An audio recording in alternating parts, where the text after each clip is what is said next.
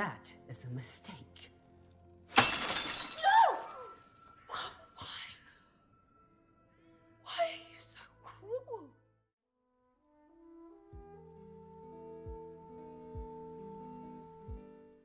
The evil stepmother is a caricature we are all familiar with. Typically, these characters are depicted with two specific traits, one being envy, and the other being a need to be unnecessarily cruel towards their stepchildren, which is often directed towards their stepdaughters.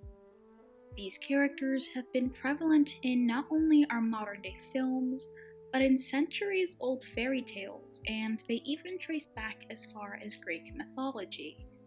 Today I want to analyze different variations of the evil stepmother from 4 different films. The Evil Queen from 1937's Snow White, The Evil Stepmother from 1954's Cinderella, Meredith Blake from the 1998 version of The Parents' Trap, and The Evil Stepmother in 2015's live-action Cinderella. Then I'll rank them on a scale of 0 to 5 poison apples, 0 being the least evil, and 5 being the most.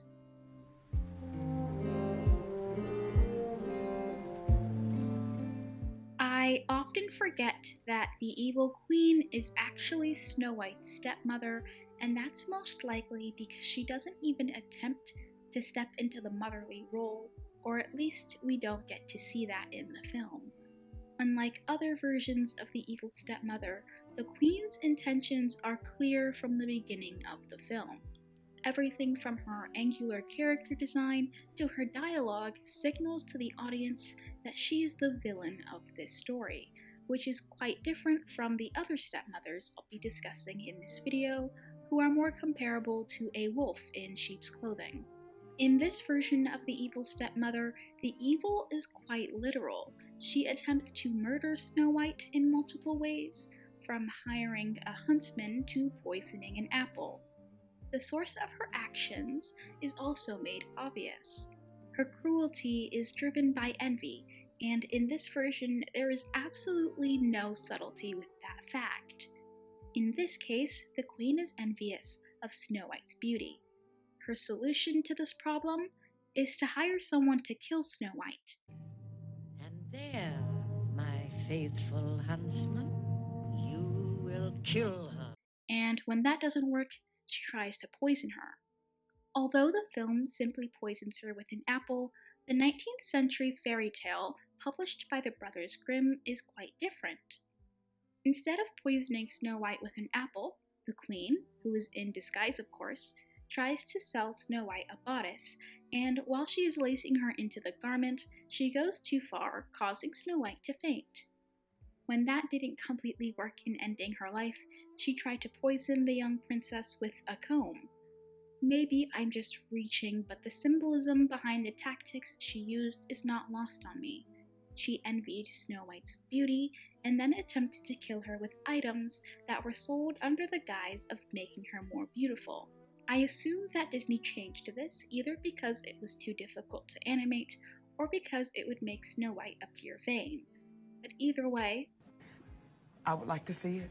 Although this might be a hot take, I believe that the Evil Queen is actually the main character of the 1937 film. She's the first character that we see on screen, she had more of an impact on the Disney brand, and Snow White really only had 7 lines in the film. As a character, Snow White is more reactive, whereas the Evil Queen is the one devising the plans, and the one who truly moves the plot along. All in all, on a scale of 5 poison apples, she gets a solid 5 out of 5. Thirsty? Have a drink!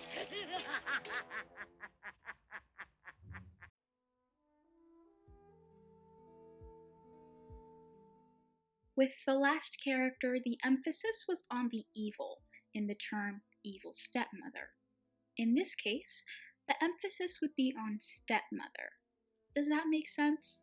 But either way, besides the fact that she looks a little stern, the evil stepmother doesn't read as evil straight off the bat. Yes, her daughters are a bit entitled, and her cat gives all cats a bad rep, and all of this might indicate faults in her moral character. She doesn't appear straight up evil like many Disney villains often do.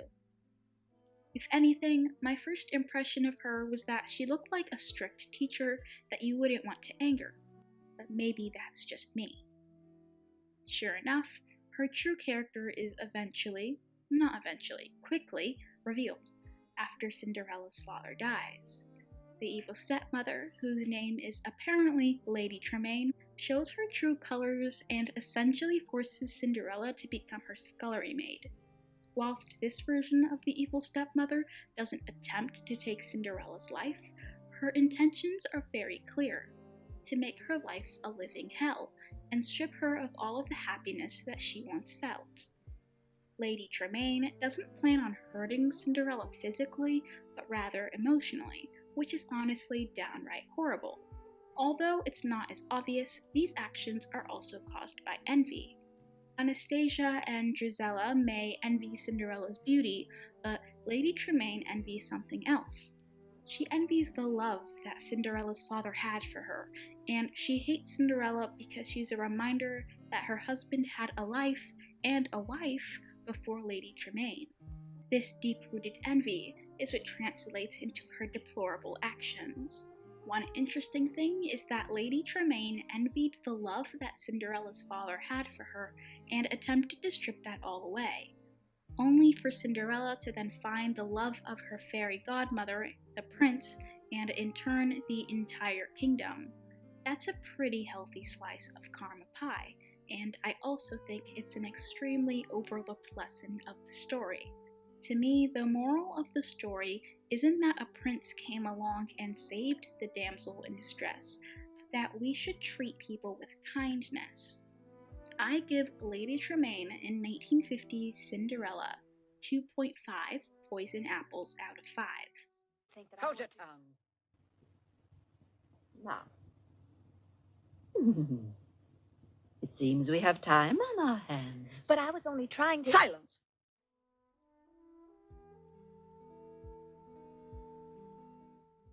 When I think of evil stepmothers, my mind often gravitates to Meredith Blake from The Parents Trap, despite the fact that she never actually becomes a stepmother, and some would go as far as to argue that she isn't even evil. Meredith is presented as the villain in The Parents Trap. Annie and Hallie are identical twins who meet at summer camp and are devising a plan to get their divorced parents back together. One of their main obstacles is Meredith Blake's involvement with their father.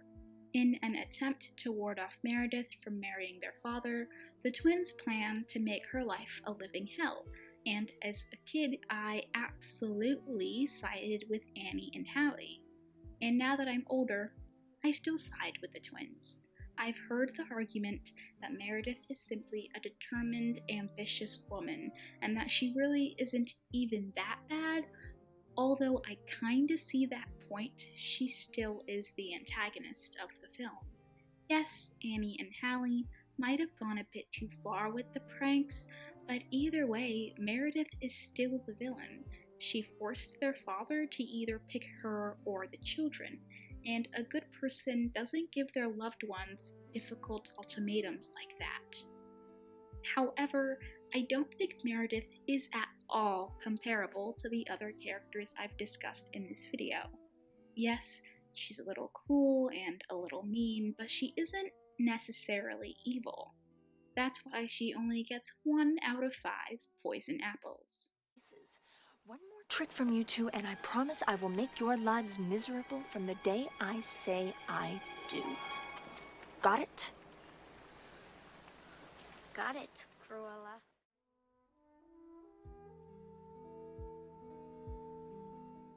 It's no secret that I'm typically not a huge fan of Disney live-action adaptations, but I do actually like the 2015 version of Cinderella.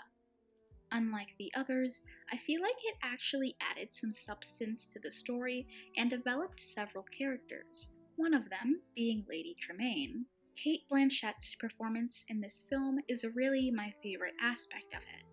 Similar to the original Cinderella, despite acting a bit cold, the evil stepmother doesn't read as evil immediately. Okay, she does read as dramatic, but not necessarily evil. But we do get to see the exact point at which the shift from acting cold to being downright cruel happens. In this particular scene, Cinderella's father admits that he misses her mother and that he sees her mother in her, which immediately sparks a sense of envy in Lady Tremaine. Although she pretends to be nice to Ella in the beginning, her two-faced act soon dissolves into passive aggressiveness, manipulation, and using Ella's kindness against her. Yes, stepmother. Oh, you needn't call me that. Madam will do. This version also reveals more about Lady Tremaine's backstory. Although she once believed in true love, after her husband's death, she became bitter and began to focus on her reputation and wealth. It's obvious that she lives and breathes for extravagance and power, so her primary goals are to get out of debt and to climb the social ladder. And the perfect way to do that is to marry her daughters into royalty.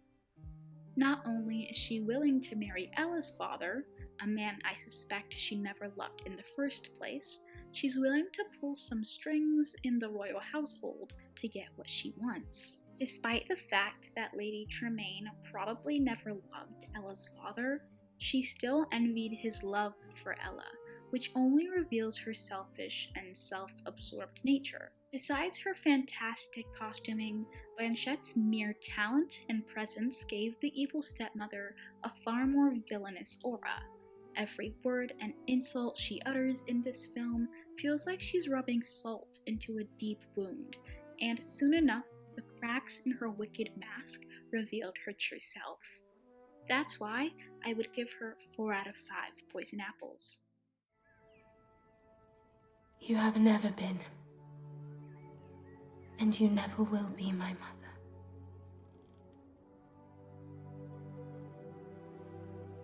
Come now, miss.